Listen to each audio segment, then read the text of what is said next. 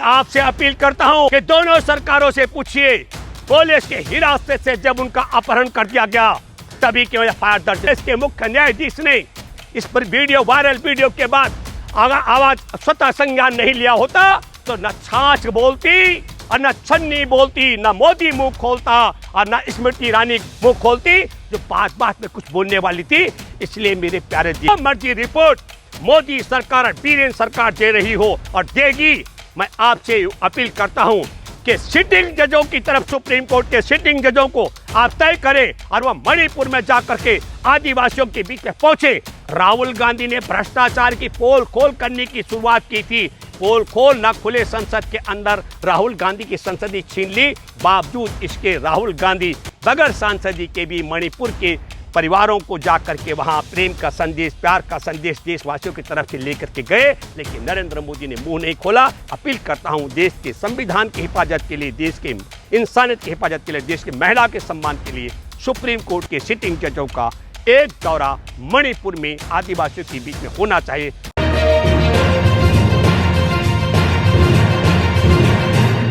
Double engine की सरकार है। 4 मई को पुलिस की हिरासत से 3 महिला और 2 पुरुष कर्मियों का अपहरण कर दिया गया और आपकी डबल इंजन की सरकार ने मुकदमा दर्ज नहीं कराया। क्या यह जानकारी आपको नहीं है? आपका जो वहां पर अगर यह जानकारी आपको नहीं है मिस्टर नरेंद्र मोदी, तो निश्चित तौर पर जिस तरीके से धृतराष्ट्र था महाभारत में, मुझे लगता है कि धृतराष्ट्र की भूमिका में तुम हो और जिस तरीके से दुर्योधन की भूमिका में, उस तरीके से आपका मणिपुर का मुख्यमंत्री है बीरेन सिंह, और जिन्होंने महिलाओं का वस्त्र चीर हरण किया, उनके साथ में गैंग रेप किया, वो आपके दुशासन है। इसीलिए उन पर हत्या, अपहरण और गैंग रेप का मुकदमा दर्ज करने में इतना बड़ा समय लगाया गया। मुझे लगता है कि चंद्रचूड़ साहब, आपने 28 जुलाई की तारीख तय की है। मैं आपसे अपील करता हूं कि दोनों सरकारों से पूछिए, पुलिस के हिरासत से जब उनका अपहरण कर दिया गया तभी क्यों एफआईआर दर्ज नहीं की गई, क्यों कार्रवाई नहीं की गई। अब कहा जा रहा है कि उनमें से एक व्यक्ति को पकड़ा गया। ये सारा का सारा जो आरोपी हैं, जिन्होंने ये सब नुमाइश लगाई, कपड़े उतार करके दोनों महिलाओं को घुमाया, उनके मैं कहता हूं जनन अंग से लेकर के उनके स्तनों को नोच रहे थे, उनके साथ में गैंग रेप किया, उनकी संख्या 800 से 1000 के करीब है।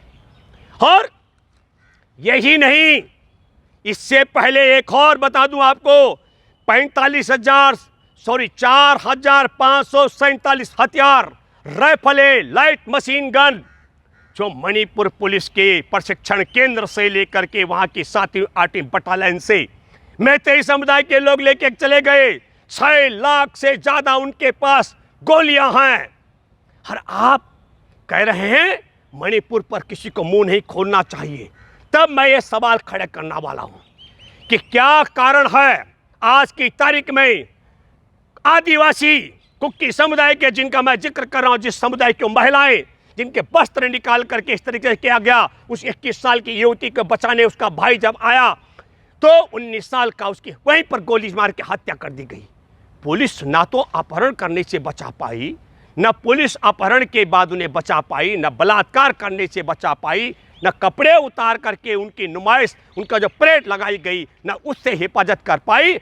और डबल इंजन की सरकार पुलिस के प्रशिक्षण केंद्र में 7वीं 8वीं बटालियन में हथियारों की भी हिफाजत नहीं कर पाई है, तो कैसे करेगी। और नरेंद्र मोदी जिस तरीके से मौन है और बार बार दावा करते हैं मोदी डबल इंजन की सरकार, बिल्कुल डबल इंजन की सरकार 2002 में गुजरात में भी थी।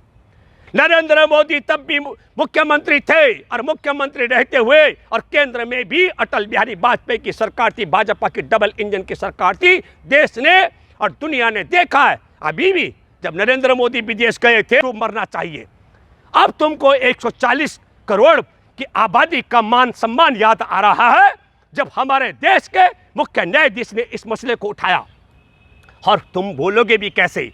2002 के दंगे पर नरेंद्र मोदी तुम मौन रहे। मैं उसके बाद का जिक्र करूं, 7 साल की मासूम कठुआ की बच्ची के अपहरण, बलात्कार, उसके पक्ष में तिरंगा यात्रा निकाली गई, उस पर तुम मौन रहे हो। तुम मौन रहे हो उन्नाव में जो तुम्हारे विधायक के द्वारा 17 साल की नाबालिग बालिका के साथ में जो दुष्कर्म किया गया, और आपको मालूम है कि उसको और उसके वकील को और उसके चचेरे मौसी को गाड़ी से कुचल करके किस तरीके से वो मरणासन है, उसके परिवार के लोगों के साथ जान चली गई, उसके पिता की पुलिस के हिरासत में हत्या करवा दी तुम्हारे विधायक ने। तुमने मुंह नहीं खोला। हाथरस में वाल्मीकि परिवार की बेटी जिसके शव को रात को ठिकाने लगा दिया गया, मिस्टर मोदी तुमने उस पर मुंह नहीं खोला। बिल्किस बानो देश की आज़ादी के 75वें वर्षगांठ पर तुम्हारे मुख्यमंत्री रहते हुए जिसके साथ में गैंग रेप और उसके परिवार के 14 सदस्यों की हत्या से 3 साल की मासूम की हत्या कर दी गई थी, तुमने मुंह नहीं खोला है। और तुमने मुंह नहीं खोला हमारे देश के लिए वो ओलंपिक पदक विजेता बेटियां, पहलवान बेटियां यहाँ जनवरी से लेकर के फिर दोबारा से धरना प्रदर्शन करती रही। और बलात्कारी यौन शोषण के मामला, यौन शोषण का मामला तो रहा ही रहा है, चलो पॉस्को का मामला हट गया, लेकिन यौन शोषण का आरोपी आपका सांसद, आपने मुंह नहीं खोला। इसलिए यह इतिहास है। अगर हमारे देश के मुख्य न्यायाधीश ने इस पर वीडियो, वायरल वीडियो के बाद आवाज स्वतः संज्ञान नहीं लिया होता तो न छाछ बोलती और न छन्नी बोलती, न मोदी मुंह खोलता और न स्मृति ईरानी मुंह खोलती जो बात बात में कुछ बोलने वाली थी।